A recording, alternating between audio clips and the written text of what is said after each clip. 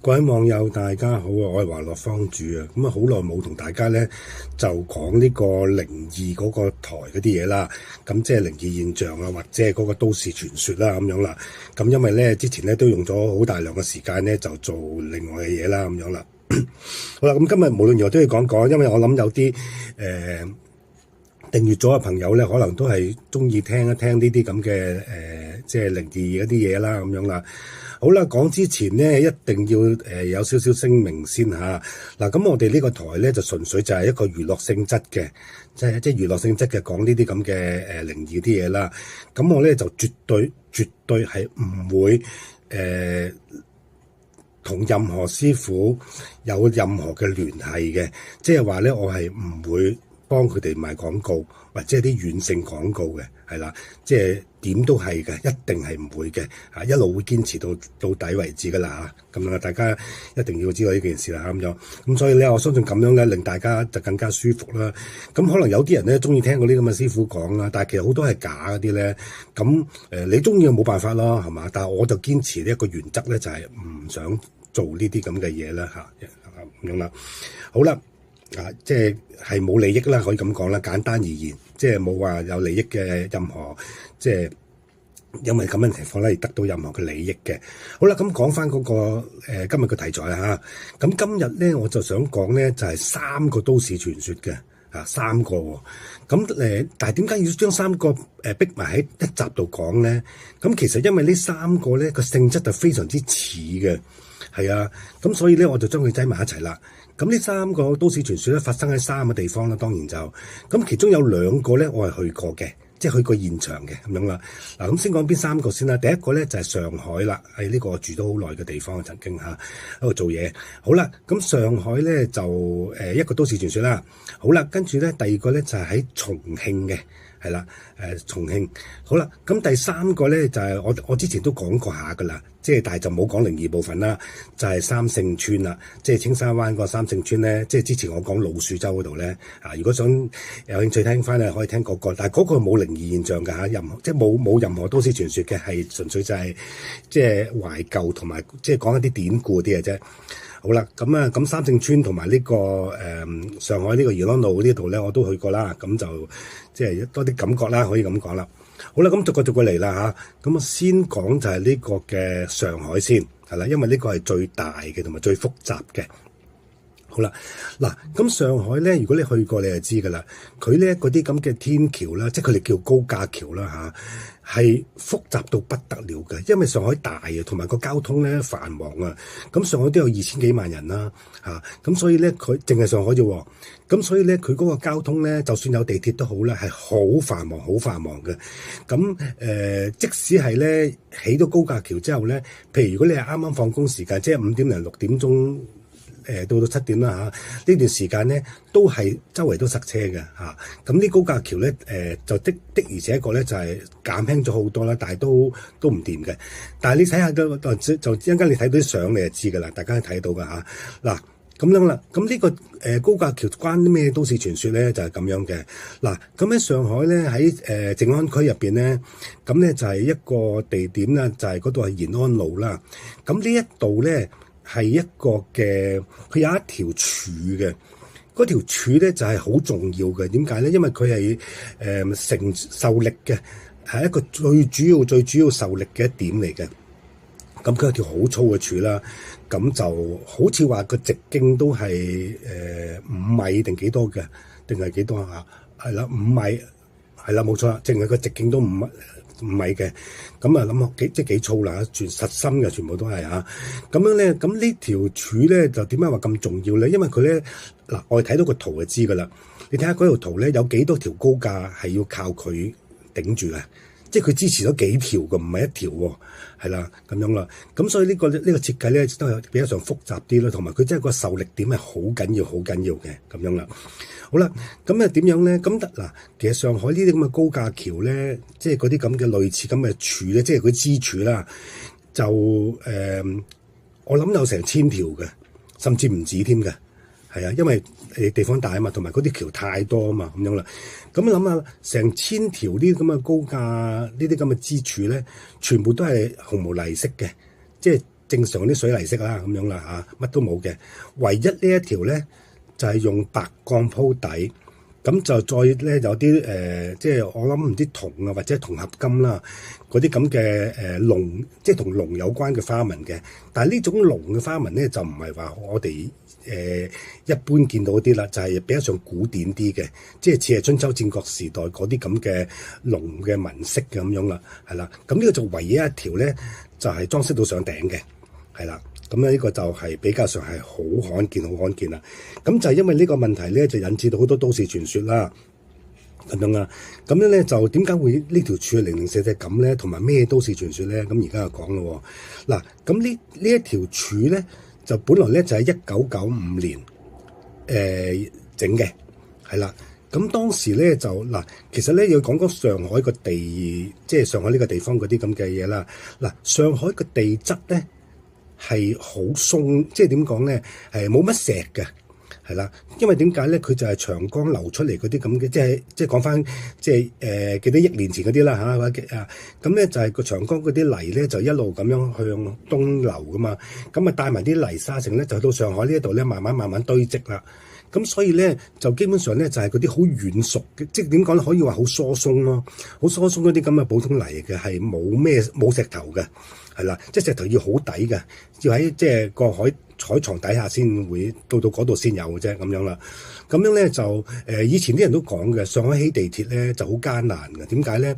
因為個土質比較上軟咯。咁以前啲人講咧，即係我嗰陣時，我嗰陣時聽嗰啲即係喺入邊成日講住噶啦。佢話上海咧起地鐵咧就好似喺個豆腐度鑽窿啊，即係喺嗰啲地鐵隧道咧咁樣啦。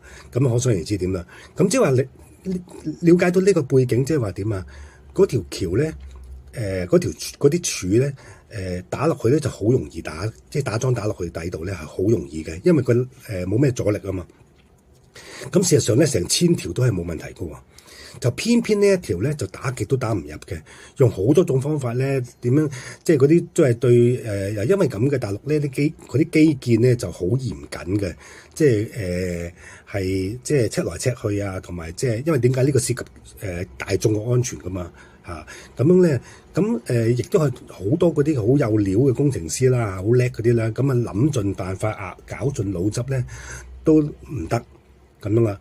咁後來咧就開始咧就向呢個即係靈異嗰邊睇啦，就點樣咧？咁佢中間當然好多好微細嗰啲咁嘅過程先引致到有呢樣嘢嘅咁樣啦。咁呢個我哋就唔講啦，同埋都知得唔多啦咁樣啦。咁後來咧就點樣咧？到求助於喺呢個玉佛寺，即係好出名嘅上海啊！上海玉佛寺咧當時嘅住持啦，咁叫做真禪大師啊，真就係真正嘅真，禪就係禪宗嗰個禪啊。咁咧就揾到呢位真禪大師咧，佢都有成82歲嘅嗰陣時已經係好啦。咁佢咧就去嗰度，即係佢個現場啦，成啦，咁就即係整一啲嘢啦咁樣。咁佢咧就後來同翻嗰啲高層講啦。嗱，其實揾佢咧係好點講啊？即係唔係咁公開嘅，係好秘密地咁樣揾啦，直都係唔向外界公佈啦咁樣。咁就話咧就點講咧？嗱其實咧。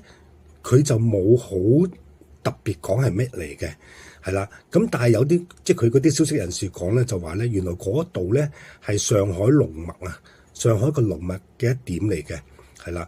咁如果你咁睇嘅話咧，我覺得反而唔淨止一點啊，因為嗰度靜安區呢一度咧，即係再冇幾遠咧就去到呢個黃埔區啦嘛，就去到呢個外灘㗎啦嘛。咁即係話其實都係上海嘅入海嗰一點啦，即係咁講啦。咁即係話咧，其實係龍頭咯。如果你即係覺得嗰度係龍脈嘅話咧，咁呢度肯定就係同龍頭有關噶啦，就係咁樣啦。咁所以咧就咁但係點後來點搞做啲咩嘢就唔知，因為點解咧？當時咧就係攔住晒嘅。即係攔住晒咁樣咧，就做過一場法事嘅。咁就係除咗主持之外咧，仲有當時咧亦都有嗰啲玉佛寺其他啲咁嘅僧人啊，成咁咧就做咗一場好大嘅法事嘅。但係嗰度法事係乜嘢嘢咧，就冇人知啦。即係冇出邊冇消息啦咁樣啦。好啦，咁其實嗰陣時咧，佢都初本來唔想整嘅，係啦，因為佢知道咧，如果佢參與咗呢件事或者插一手呢件事咧，佢就應該好快會即係生命都冇埋㗎啦咁樣。咁但係咧，咧，因為佢都係慈悲啦，同埋佢覺得咧就係點樣咧，即係佢都喺上海咁多年啦，咁所以咧亦都同埋呢個亦都係上海一個重要嘅建設啦。咁所以佢話就算自己真係有啲咩事都好啦，佢都係覺得係當係一種回饋俾呢個上海社會啦，咁樣啦。咁做完堂法事之後咧，佢其實咧就係嗱咁啊好成功喎，嗰條柱咧就非常之容易打到啦。咁啊，但係可能佢亦都叮囑咗咧，就話要底下揾嗰啲咁嘅白鋼啦，同埋加面頭嗰啲銅啦，咁你即係裝飾呢條柱先得嘅。咁樣啦，咁咧最一個即係呢個都市傳說最傷感嘅一樣嘢就係點樣咧？咁啊真係應驗咗佢預言啦。嗱，咁咧呢個即係呢個咁嘅立交橋咧，即係呢涉及呢個部分啲咧，就喺1995年嘅12月10幾號咧，就正式就係開幕噶啦。即係用得噶啦咁樣啦，咁而真善法師咧就係喺呢個同年啦，就係1995年嘅10月頭啊，唔知1號定2號咧就圓寂嘅咁樣咯。咁即係佢都冇機會參加嗰個典禮啦，成啦咁樣啦。咁所以呢個咧就係關於呢一度嘅傳說啦。咁呢一個咧可以話係上海最大嘅都市傳說嚟㗎。係啦，到而家都係不停流傳嘅，因為事實上因為呢啲嘢咧就唔係咁公開咁啊，尤其是喺內地啦咁樣，即係唔想話有啲嘅叫做封建迷信啲嘢啦咁樣啦。咁所以呢個咁嘅都市傳說咧就係最大嘅，因為點解佢始終都係影響上海最大㗎嘛嚇？諗下即係冇咗呢一條橋就點樣咧？嗱，大家睇到我而家圖啲相你係睇得到㗎，睇得到幾繁忙嘅橋咧，全部集中喺呢一點度咧，咁所以睇下呢條即係呢一條柱係幾重要咯。咁呢個的而且確係一個好奇怪嘅嘢嘅，譬如話你話第啲都有咁裝飾啊，或者油都好啦，或者畫幅畫都好啦咁樣。咁但係佢唔係，全部都係咧普通水泥，係呢一條先至咁樣裝嘅啫，所以更加惹到人哋嗰個即係嘅懷疑或者多嘢講咁樣啦，咁樣啦。好啦，咁上海呢個講完咯，第二個咧就重慶啦。咁喺重慶呢個叫做萬州區啊，即係佢分好多區咁啊，即係重慶都係一個大城市嚟嘅。咁樣咧呢度咧就有一嚿石啊。嗱，大家呢嚿石咧，大家你睇下嗰個相咧，佢同嗰個的士嗰個比例你就知噶啦。其實呢嚿石好高嘅，即係高過我之前講海心廟嗰個咁計石嘅，係啦咁樣啦。咁樣咧就咁呢條石係點樣咧？嗱，其實都係啦，因為要起條路啦嚇。咁呢條路咧咁就要炸啦。或者鑿咗嚿石去啦咁樣啦，咁咧就初咧嗰啲工人咧，涉及工人咧，個個都唔成功嘅。咁啊鑿嘅話咧，直情係即係好似流嗰啲血出嚟咁，紅色嗰啲液體啊，成嗰啲咁樣啦嚇。咁通常都係呢啲都係咁上下噶啦咁樣啦。咁樣咧就做到點樣咧？做到當地啲工人咧已經冇人想開工啦，係啦。咁啊結果係點咧？要揾外勞咯。即係用嗰啲外勞喺外省度嚟嗰啲，即係佢唔知咁多古怪嘢咧，咁就揾佢哋嚟做啦咁樣啦。咁都係一樣啦，效果即係都係唔成功啦。咁而其中咧有2-3個呢個咁嘅外勞咧，咁咧就夜晚瞓覺嗰陣咧就夢到係點咧？就夢到咧有即係有人同佢講嘢啦。咁佢就係話佢就係呢個青龍嚟嘅。係啦，咁呢個青龍咧就係住喺個石度嘅，其實即係佢呢個石咧就係等於青龍咯，係啦。咁佢喺度咧就佢一定要喺度嘅，因為點解咧？佢對住咧就係有隻白虎嘅。咁其實咧喺呢個重慶咧都有一嚿叫白虎石嘅咁樣。咁呢個同佢啱啱好對應晒嘅咁樣啦。咁咧咁佢就話一條青龍嚟嘅，咁而家佢嘅責任咧就係要頂住個白虎啦。如果唔係就即係個城市有好多即係可能呢一區入邊會有啲災劫啊，成啲咁樣啦。咁叫佢哋唔好再搞啦咁樣啦。咁呢啲外勞咧就同嗰啲人講咗啦，咁最後反映到高層啦咁樣啦。咁後來咧傾嚟傾去咧就決定咧保留啦，就寧願點樣咧？咁呢度咧就將佢整成一個迴旋處咁樣咯。係啦，咁啊變咗冇咁礙眼啦，同埋咧就因為佢喺正路中心啊嘛，係嘛？咁你睇到㗎啦，呢個好大嘅，同埋呢一度咧，通常每逢一啲即係咩初一15啊，或者啲咩時節嗰啲咁樣咧，咁都好多人喺嗰度燒嘢嘅，燒衣啊，所以咧你見睇嚿石啦，底下嗰邊咧全部都係黑晒嘅，就係因為咧，即係我睇過啲內地嘅視頻咧，直情咧佢又好似咧火燭咁樣嘅燒到。所以咧，可想而知咧，當地嗰啲居民咧幾睇得重呢個咁嘅青龍石啦咁樣啦。咁其實佢都係犀利㗎啦！你睇下佢咁即係咁大嚿咧，同埋咁樣斜法咧，都係企得穩咧，都係好特別㗎啦咁樣啦。好啦，跟住而家講第三個都市傳說啦。呢個咧就好，其實香港好多人都聽過㗎啦。咁樣咧就我以前喺度住嘅時候咧，我都聽過咁樣啦。咁就但係嗰陣時就冇咁詳細啦。咁而家希望我今次可以講得詳細啲啦。好啦，咁呢個咧就係喺三聖村啊。三聖村入邊咧有一嚿好大嘅石嘅。咁咧嗰嚿石咧就係咧以前咧就經歷即係因為要擴建呢個青山公路啊嘛，同埋即係填咗一部分嘅海，然後就擴建一條路。咁樣咧本來咧就係諗住咧就炸咗呢嚿石嘅。政府諗住炸呢嚿石嘅，咁樣咧就話好似咧就係即係次次開工咧，即係諗住開工咧都唔掂，係啦，即係嗰啲工人咧唔係病啊，又成啲咁嘅嘢啦咁樣啦，咁即係個個咁同埋又轉到出血咁樣啦，咁個個人都唔敢開工啦，即係同上邊重嗰個有啲好大嘅相似啦咁樣啦。好啦，咁後來咧就理民府大家又即係如果唔夠年紀大啲就唔知啦。以前香港咧喺呢個新界嗰度啊，負責新界嗰啲行政嗰啲咧，即係政務啊。譬如舉例啦，即係話譬如民政咧，講錯咗，民政先啱係啦。譬如喺市區嘅民政咧，就係屬於呢個咁嘅，即係嗰陣時叫民政處嘅係啦。咁嗰度有啲咁嘅中心嘅呢啲咁嘅，即係而家等於而家嗰啲咁嘅即係民政處入邊，即係民政局。係嘛？嗰啲咁嘅地方啦，定係民政處啊，我都唔記得咗個名啦。咁但係以前咧，如果負責新界嘅咧，就叫理民府啊，係啦。咁當時咧就負責呢一區嘅理民府咧，就有一個鬼佬啦。咁鬼佬咧就唔信呢啲嘢噶嘛，咁樣咧就堅持咧就要炸咗佢。咁樣咧就已經安排好晒嗰啲工人啊，成啲咁嘢噶啦。即係第二日，即係本來就定咗喺即係一個時間啦咁結果咧點樣咧？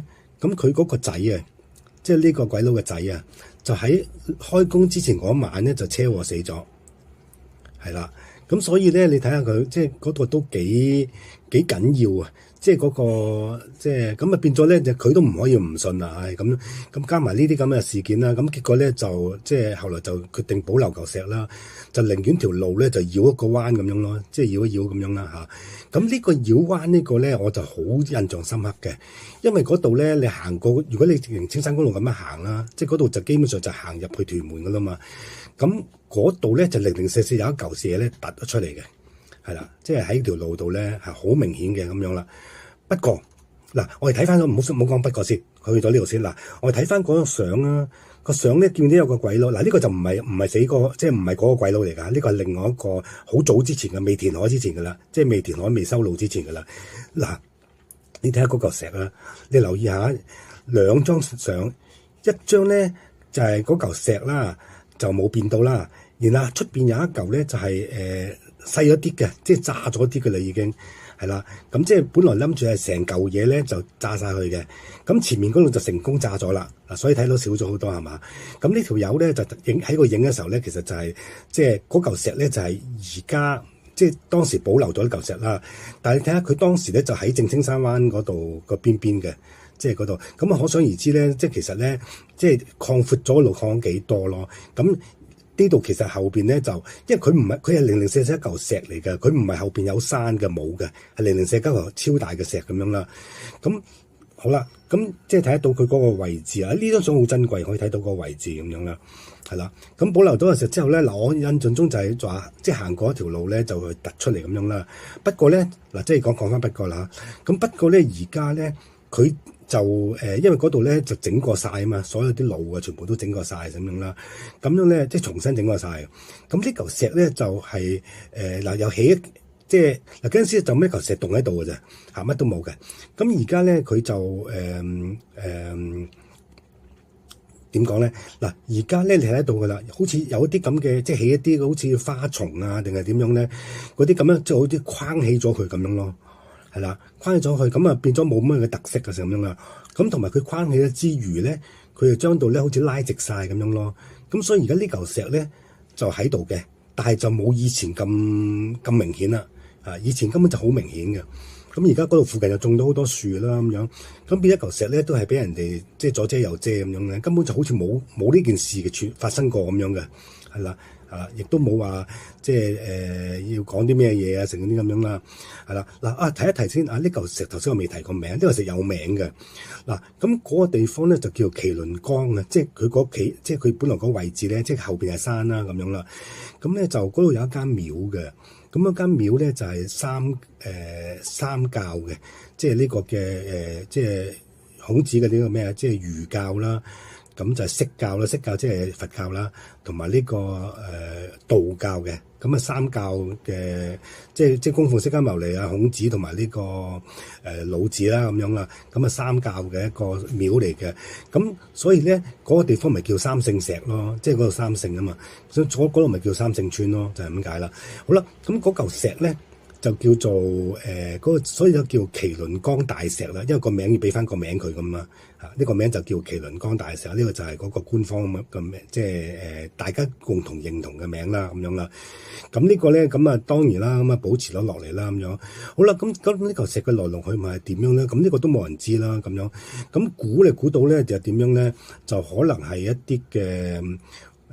即係如果以我自己估啦嚇，咁或者可能以前咧即係有一種係嗰啲山精啦，咁啊住咗入邊啦，又唔定啦，或者嗰度有個土地又唔定啦，係嘛？咁呢個真係唔知啦。總之咧就係即係有發生過咁嘅事啦。咁而且呢個咧亦都係真真正正嘅事嚟嘅。即係嗰個理民府嗰個高官咧，咁佢個仔的而且確就喺開爆炸之前一日咧，就係一晚添啊，唔係一日添啊，即係幾個鐘頭前嘅啫。咁咧就車禍死咗啦，咁樣啦。咁你話巧合啫係嘛？不過我就覺得咧，就有冇咁多巧合咧喺個時間入邊係嘛？咁啊就係你信又好，唔信又好，信則有，不信則無咯。咁我覺得呢個就係當為一個都市傳說咁講啦。咁一般都市傳說咧就唔係太恐怖嘅，咁咧就即係唔同鬼故啲咁樣咯。所以咧可能大家聽落去咧都冇咩峰迴路轉啊呢啲咁嘅嘢㗎啦。好啦，嗱咁呢三個都市傳說咧就我都講完啦。咁啊好多謝大家嘅收睇啦，同埋收聽啦。咁多謝大家嘅支持啦，麻煩大家最緊要就係訂閱我頻道啊，跟住咧就點讚留言啦，同埋分享俾朋友啦。咁記住啦，訂閱係最重要嘅，唔該晒啊！咁我變咗第一時間出嗰啲咁嘅片咧，就可以大家會知道咗啦。咁啊多謝大家。